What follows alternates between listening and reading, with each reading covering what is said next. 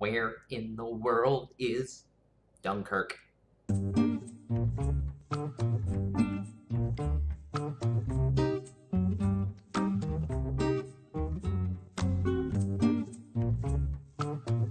Dunkirk is Christopher Nolan's latest movie, and as you are probably aware, Christopher Nolan is a big deal when it comes down to both writing and directing and all that jazz.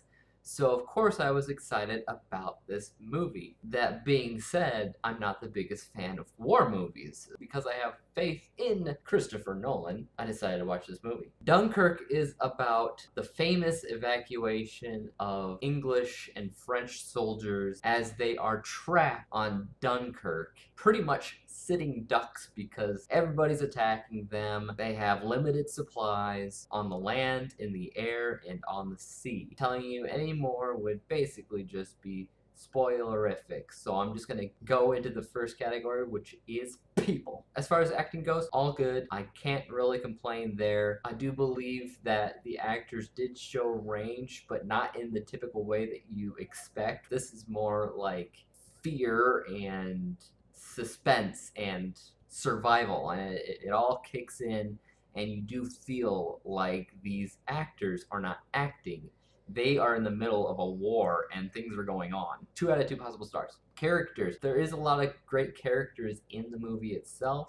I do believe a ton of characters just felt like they blended in together. So the people on the land all seem to fit in together. The people in the air mostly all kind of seemed together, but it mostly just focused on Tom Hardy's character. The people in the sea are probably the most diverse out of everybody, but in the end, I don't think there's enough diversity when it comes down to the characters in order to give it full points, so I will say 1 out of 2 possible stars. Casting wise, I had to ask myself if these were the only people that could have been cast in the roles. I can't really say yes or no to it, but I was very surprised and impressed by how these people were portraying these roles in the first place, so I will give that 2 out of 2 possible stars. Importance, I do believe every single character, whether they're on land, whether they're on the sea, or whether they're in the air, has great importance as to what's going on in the film. So as far as importance goes, 2 out of 2 possible stars as well. Chemistry. I don't really think this is a movie that relies very much on chemistry. I think it's all pretty typical. Instead of focusing on chemistry, it focuses on what's going on during the war. So as far as chemistry goes, 1 out of 2 possible stars. When it comes down to writing, this is one of the things that Christopher Nolan is known for, so let's look at that. Dialogue. This is a movie where dialogue is definitely important, or rather, how it is portrayed, because it's a movie that has very little dialogue and has a lot more suspense and music and things like that. Kind of speaks for the movie itself. So I will say, as far as dialogue goes, 2 out of 2 possible stars. Is it a balanced film? While I kind of fought with myself here, there's 3 different stories going on at the same time. There is a common denominator that connects them all, and it does feel balanced because it's all about this war and how everything works like a chess set. 2 out of 2 possible stars. How about the story? I would say it's an important story that you may or may not have heard when you were taught about World War II. Really, I was never taught what Dunkirk was. We all hear the story of, Hitler and what's going on there. We don't often hear Dunkirk's story, and it's an important story to tell. So 2 out of 2 possible stars for that. Is it original? It is a true story, but it also feels original because it feels like it's a forgotten story almost, and this makes us remember what's going on during World War II in a lot of different ways. Originality gets 2 out of 2 possible stars. Interesting. Yes, I was interested in seeing because it was Christopher Nolan, and when I was actually watching it, it kept on being interesting throughout, so I will say 2 out of 2 possible stars there. Another thing Christopher Nolan is great at when it comes to movies is the behind the scenes category. So the behind the scenes, we're going to start looking at the visuals. And this is very much like his other movies, a very visually impressive film. It's not really heavy on CGI, or if it is, you can't really notice anyways. It has the ability to suck you into this world, which is expansive, and that has to do with all those 3 aspects of the story. 2 out of 2 possible stars for visuals. Directing-wise, obviously Christopher Nolan, but the way he tells a story is what makes him really special, really unique, and the way that he told the story of Dunkirk was probably a really tough job to do, and I appreciate the way that he did it because I feel like I'm educated now. So I will say directing, 2 out of 2 possible stars. Editing, obviously it's really tough to do editing when it comes down to action in general, but when you're talking about action from 3 different vantage points, you're extending the fact that editing is definitely difficult to accomplish.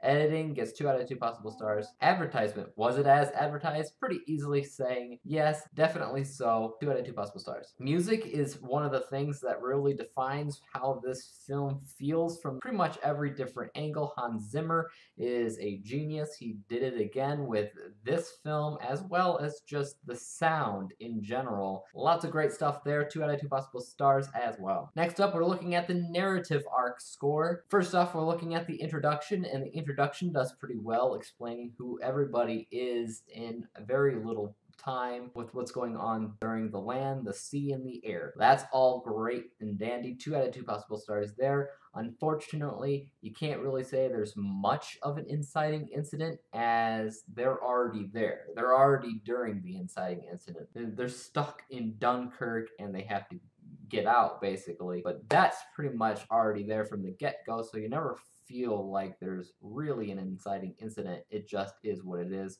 So I will say 1 out of 2 possible stars there. The obstacles, on the other hand, it's a war. There's 3 vantage points. You can't really deny that there's definitely a bunch of obstacles going on. 2 out of 2 possible stars. Climax. Does it come down to a culmination? Does it feel like everything's building up to one big, fantastic thing?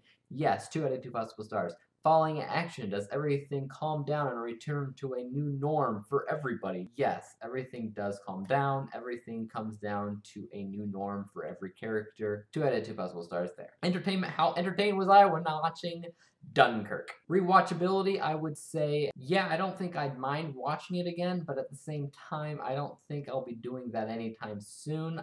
I do often have problems with war movies when watching them in regards to what would I rather watch.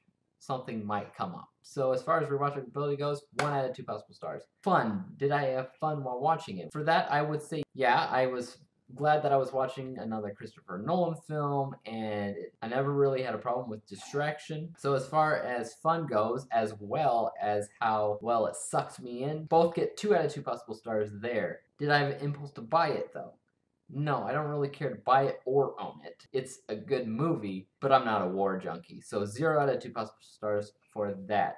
Do I have an impulse to talk about it? I don't think I'll ever be running to somebody saying, hey, you gotta check this movie out right now, or even feel like I have to spoil them on any parts of the movie. But I don't think I'd mind having a discussion with somebody, so I'd say 1 out of 2 possible stars there. Now we're moving on to the specialty category.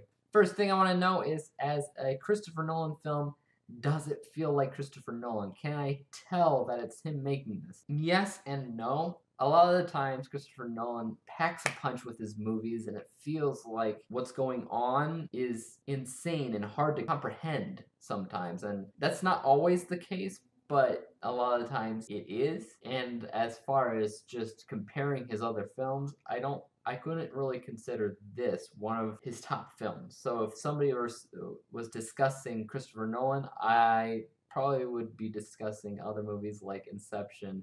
I would say 5 out of 10 possible stars for Christopher Nolan. As a war film, how well does this compare?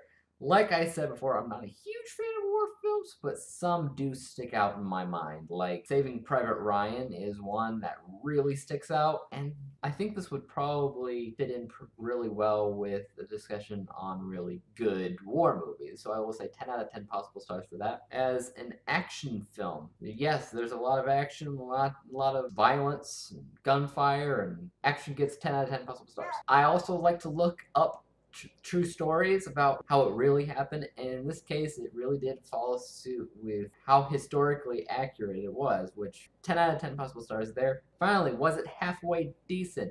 It's Christopher Nolan, and it's really freaking good there. I would have to say 10 out of 10 possible stars for halfway decent. If we add all those up, we get 88 out of 100 possible stars, 88%, nearly 90, but not quite there, but still really good. Alright guys, follow me on Twitter and Trek TV at username IAM DWG.